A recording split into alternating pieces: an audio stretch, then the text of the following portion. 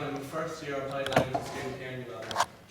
I've come here tonight on behalf of Youth Defence, but more importantly, on behalf of every child, born and unborn, every woman and every man on this proud nation, to oppose the motion that this House believes that Ireland should change its stance on abortion. I would like to dwell on three main points. 1, the supposed case for abortion in Ireland. 2, women deserve better. And 3, the message of life that I propose.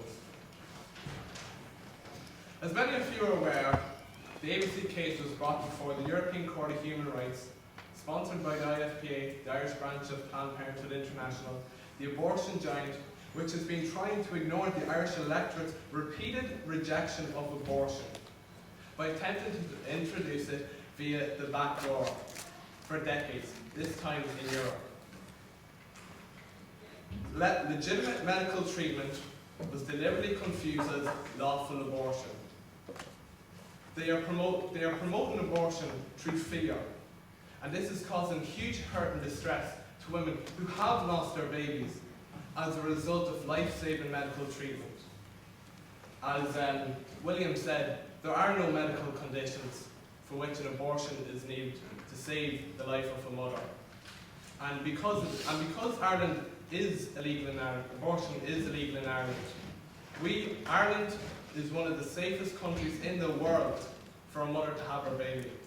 If the proposing team of this motion really care about women, then how come they want to get rid of the foundation for which this accomplishment has been based on? Another case which is often brought up is about whether a woman who has been raped should be made go to term.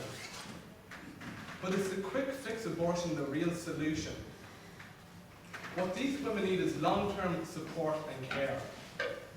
A study carried out by Dr. Mahorn on pregnancy through rape contradicted the commonly held belief about women who seek an abortion due to an pregnancy by rape.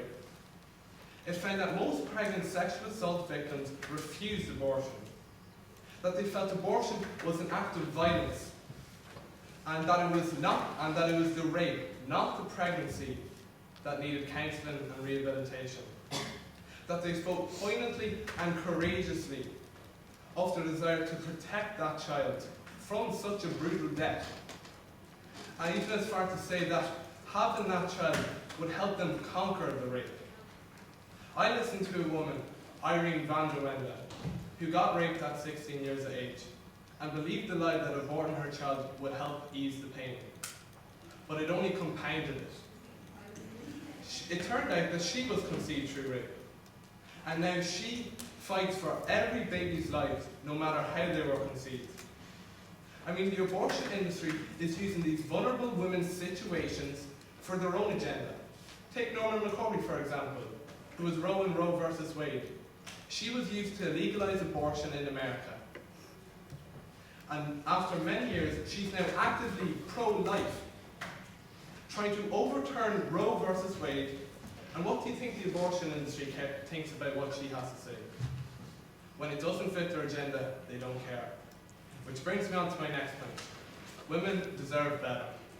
Women deserve better than to be told that abortion will help them to solve their problem. And this is what the IFPA and Marie Stubbs tell these women. And William talked about it. It's not just, suicidal behaviour that increases for post-abortion women. It's alcohol abuse, marijuana abuse, depression, anxiety. I mean, even these organisations claim to be pro-choice, but they're not. I mean, Marie Stubbs and Planned Parenthood are instrumental in the implementation of China's one-child policy, a policy that is causing a war on females, born and unborn, especially with the preference for boys over girls, otherwise known as gendercide.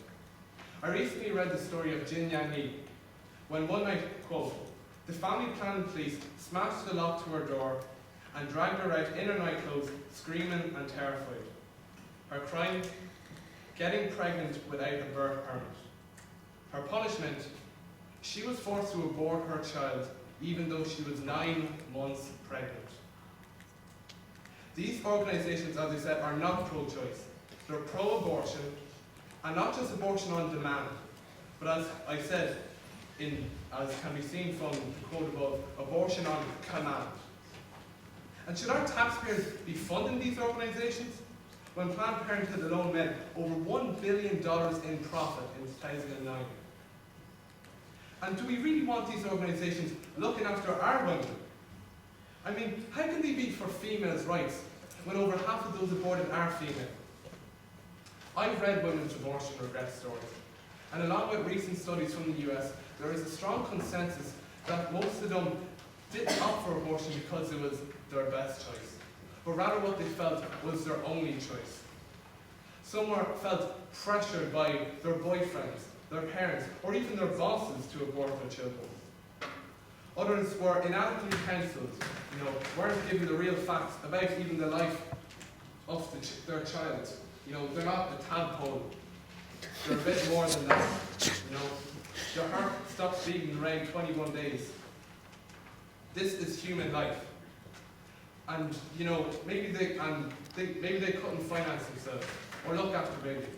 But that's why we have unplanned pregnancy centres across the country who give women all that they may need: clothing, food, money, housing, and emotional support and care. I mean, this is the real positive option. I find it strange that the pro-abortion people don't run a single unplanned pregnancy centre. As I said, women deserve better than the lie behind abortion. Tonight, we're not just talking about introducing a procedure. We're talking about whether a human being deserves their right to life. Well, don't they? I mean, it's the human right to life that precedes all other rights. It's the foundation on which all other human rights are based on. Embryo, fetus, toddler, elder, it doesn't matter. Every human life should be as valuable as the next. In neighbouring Britain, over 90% of all children diagnosed with spina bifida or Down syndrome are aborted, deemed unfit, and nothing more than warped and inferior infants, in the words of Marie Stopes, who shared similar views with Nazi ideology of breeding only the fittest. Is this what we want in Ireland? No. We should celebrate life in all forms and strive to protect life from conception to natural death. In the last 20 years alone, more than 1 billion defenceless innocent children have fallen to the culture of death. Imagine if everyone in China were to die tomorrow. Well, that's the destruction we're facing today. This is the largest genocide the world has ever seen.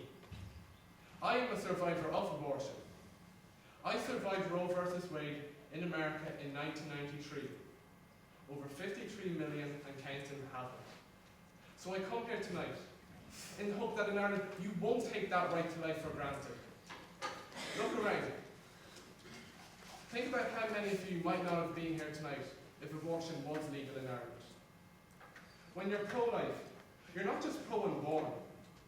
You're pro every woman, every man, and every child. Ireland is the light of the world in this fight against abortion.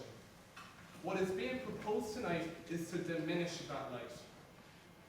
And that's why I oppose in all forms the motion that this House believes that Ireland should change its stance on abortion. Thank you for listening.